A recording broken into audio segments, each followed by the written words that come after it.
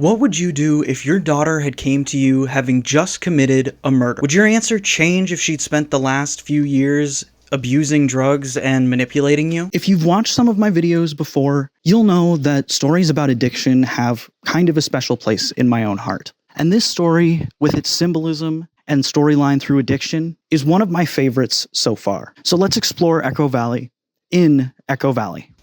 How far would you go to save a child who has been so reckless with their own life? The bond between a mother and a daughter is intense, and Echo Valley pushes that to its limit. The strain on the relationship between Kate and her daughter Claire is overwhelming, and the brilliant performances of Julianne Moore and Sydney Sweeney bring the story to life. The emotion of the film lies in this stress in the relationship and how it's portrayed. Everything from the writing and acting to the cinematography and directing work together to create an intense psychological thriller. It asks important questions about morality and what a parent should do for their child.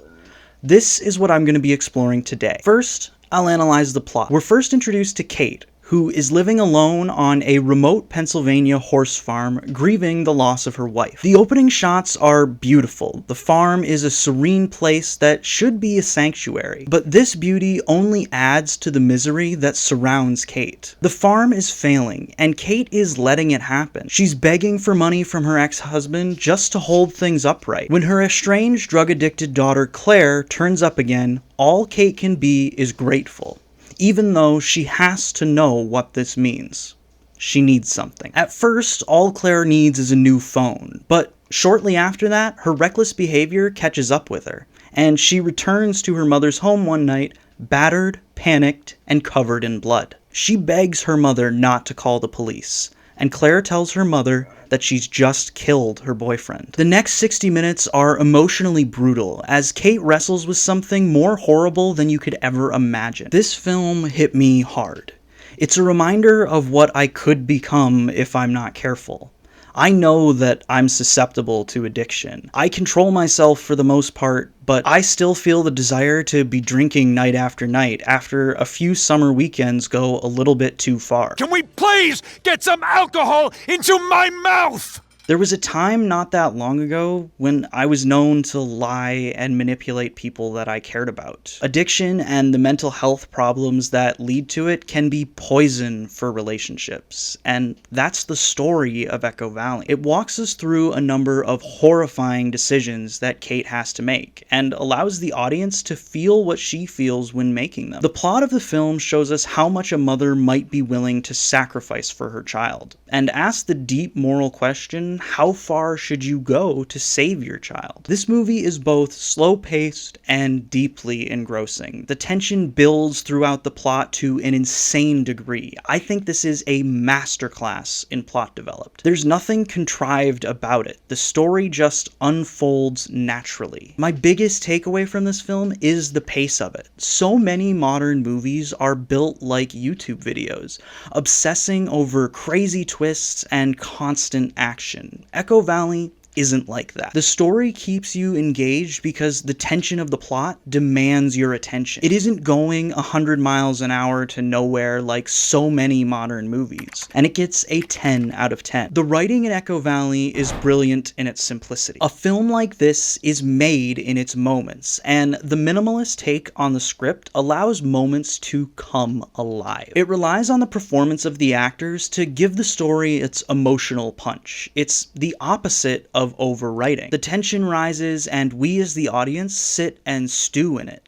The story itself begs questions like, just how far is it okay to go for your family? I like to think that I'm the kind of person that would find it incredibly difficult not to do everything in my power to save my own child from themselves. All while intellectually knowing that maybe you're not saving them. In fact, you funneling them money or bailing them out when they're in serious trouble is probably only going to lead to them getting into worse trouble the next time. This is a lesson that Julianne Moore's character is shown several times throughout the film and never learns. The end of the film is Julianne Moore forgiving her daughter.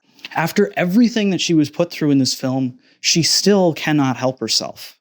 And how could you?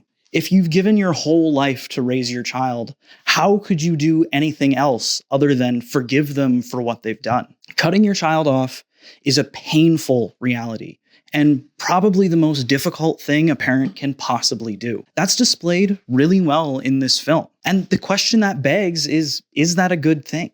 We watch as Kate commits serious crimes for her daughter and then learns that her daughter was manipulating her into it. Claire didn't actually kill her boyfriend. That was all a lie that Claire told to get her mother to bail her out. The body that Kate dumps in the lake belongs to someone who OD'd on drugs sold by Claire's boyfriend. It's the restraint of the writing that makes this so impactful. It would be easy enough to hear from Kate's friend or her ex-husband that Claire is manipulating her. Instead, we find out along with Kate, and we feel betrayed as well because we know what Kate went through to save her daughter. Because of this, we can better understand why Kate does what she does. The audience feeling what Kate feels is what makes the film. I'm certainly no great writer, and what I'm attempting to do here is understand why certain stories connect with people. I want to be the kind of storyteller that comes up with things that have a real effect on people. I think a film like this that allows the story to do the talking is a great lesson on how to do that. Though, the writing only gets a 9 out of 10. It's knocked down just slightly because once you make this decision to keep the dialogue and plot line relatively simple, the writing gets just a little bit easier. Choosing to shoot at this farm makes you think about why they chose this location in the first place. Everything about it is so peaceful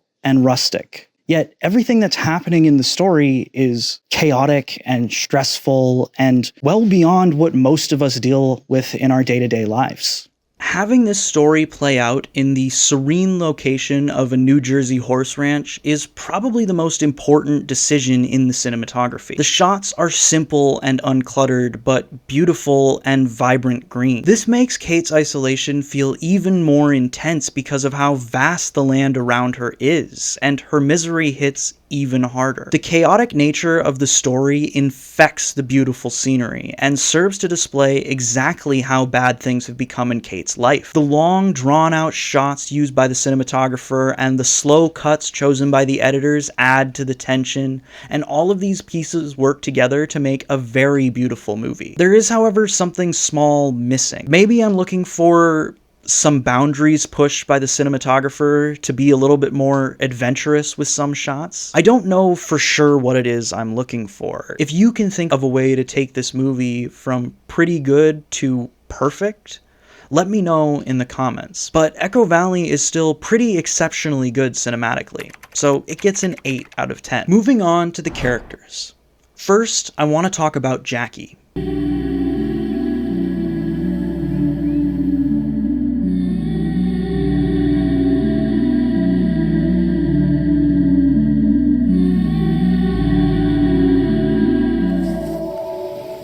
Hello, sweetheart.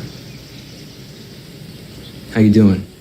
He is quite possibly one of the most disturbingly sociopathic, low-level drug dealers I have encountered in any story. I think Jackie is more realistic than the average movie psychopath. Jackie isn't a high-status CEO, he isn't a drug kingpin or a serial killer. He's a 2-bit scumbag drug dealer who jumps on an opportunity to take advantage of someone like a wolf running across a sheep with its leg broken. Jackie extorts Kate once he finds out that she hid the body for Claire. Jackie is so contemptible that when Kate frames him for murder, you not only feel that he got what he deserved, but you actively feel a satisfaction from watching a man convicted of a crime he didn't technically commit. The story forces you to see the downfall of this snake as a small victory because it is a victory. The addition of this character makes Kate's own moral corruption feel a lot less like corruption. Kate did something that was criminal and definitely unethical. Dumping a body in a lake only to fish it out and place it in a burning building so that you can collect the insurance payout for that building and frame someone for murder so your drug-addicted daughter and her drug dealer boyfriend who actually did kill this guy walk free from any consequences is, when said all in sequence like that, absolutely, obviously nothing short of moral corruption. It's the introduction of the malevolent Jackie and the implicit understanding we have of a mother sacrificing everything for her child that makes these actions acceptable and perhaps even noble from the perspective of the viewer. All of this brings us back to how far is it actually acceptable to go in service of your children, but I'll get back to that in a moment. Claire's character is a relatively simple one. She is spiraling through an addiction and in and out of rehab, sponging off her mother to keep herself financially upright.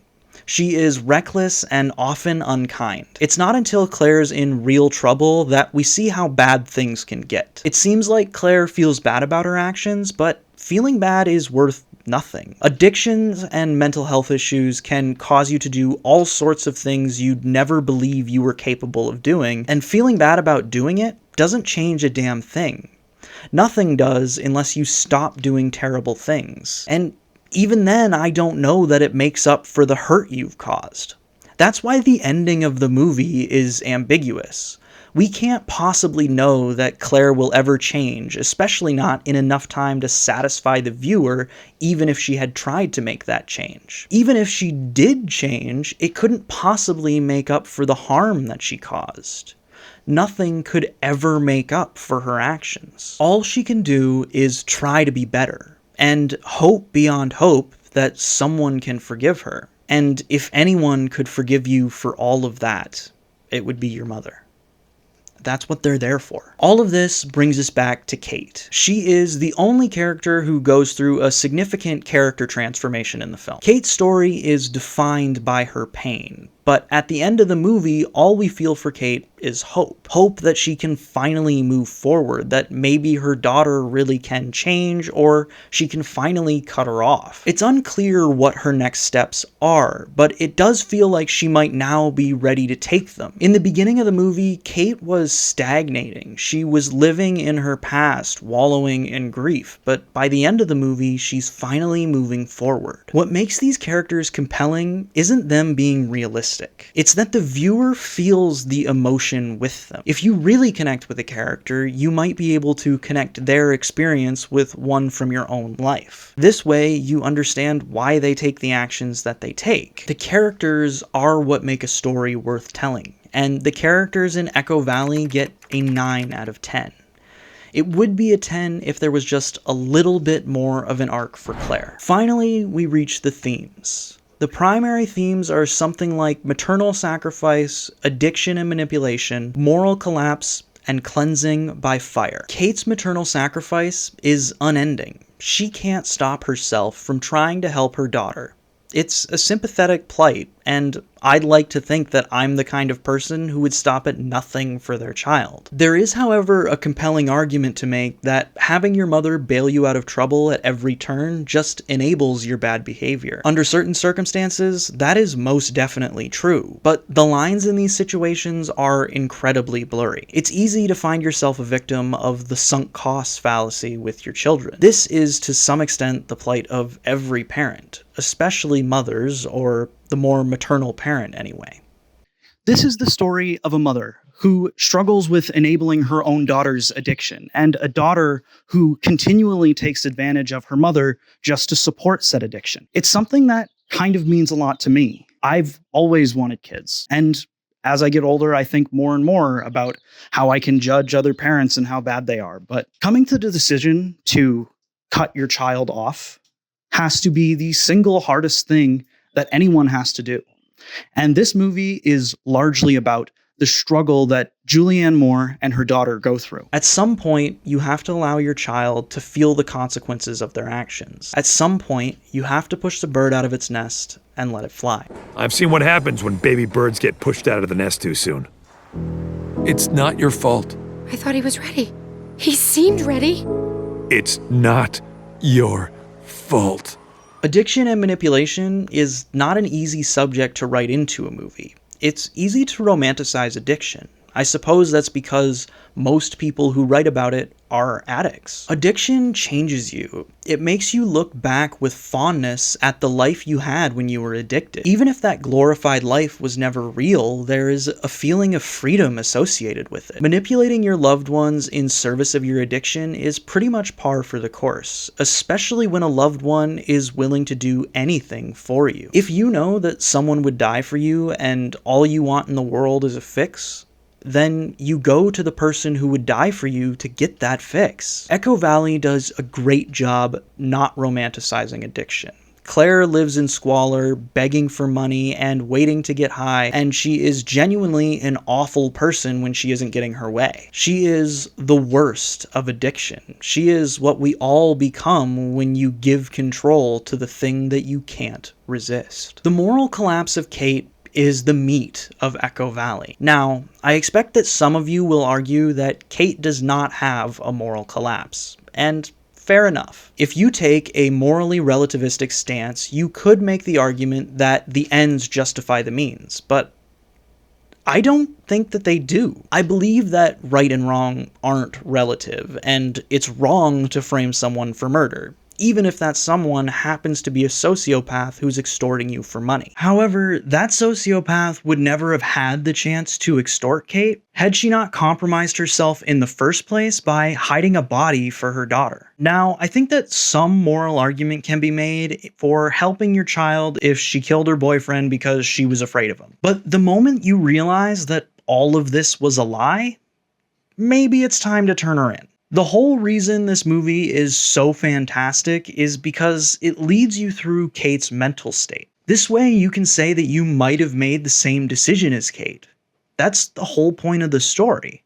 The movie shows you that, yes, you are susceptible of the same kind of moral corruption that Kate falls victim to here. The ending does go well for Kate, and I don't necessarily disagree with that. It seems like Kate's actions allowed for her to grow for the better, and that her having gone through this ordeal is payment enough for her brush with moral relativism.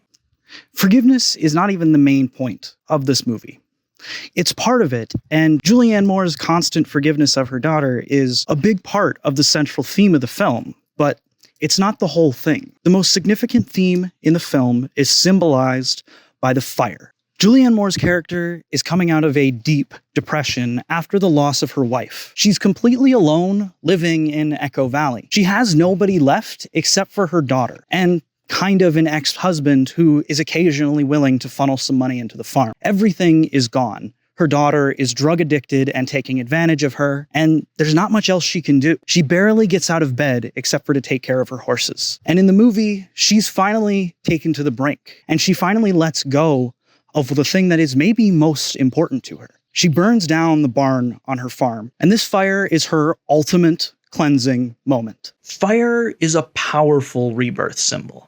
In this story, Kate is a phoenix rising from the ashes. Her life has become a tragedy to the highest degree. And when Jackie decides to take advantage of that, Kate finally finds the clarity to let go. The echoes in this place are echoes of something that once was. Echoes of a life before your daughter came to you with the man that her boyfriend had just murdered. Echoes before your wife had passed away or before your first marriage ended in divorce. They're echoes of peace and love.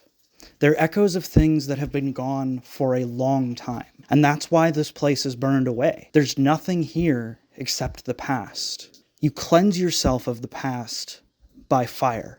The echoes that run through this place, the echoes referred to in the title, are those of something that's being mourned.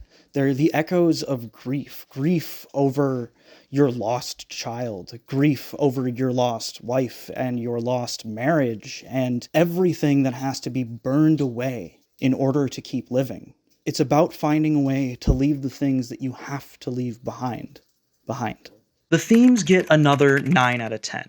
They don't fully resolve the moral issue or the manipulation issue, but those aren't easily resolvable issues. The themes come up naturally from the story and don't feel like inserted afterthoughts. They're compelling and thought-provoking, they lead you to answers, but don't necessarily answer things for you, which I think is everything a theme should be. Overall, Echo Valley gets a 9.5 out of 10. I love this movie and really enjoyed writing this video.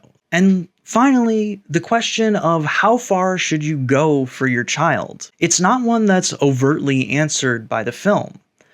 I like to think that Kate did forgive Claire at the end of the film. As much as that feels like a stupid thing to do from the perspective of Kate, to me, the film suggests the answer to the question is, you go as far as you can go for your children. Maybe the right thing to do isn't to hide a body for them, but I think the answer for Kate is to forgive her daughter, but never shield her again from the consequences to her own actions. That might be the most difficult thing to do as a parent. Sometimes the consequences for your own actions are death. But well-told stories like this are what make us strong enough to do the right thing in the hardest times.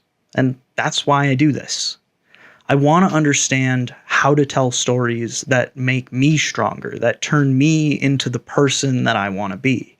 And Lord knows I have a long way to go, but I can't help believe there lies some answers within our stories. I would like to thank my friend Julia, who works at the farm that Echo Valley was shot at, and allowed me to shoot some parts of this video there.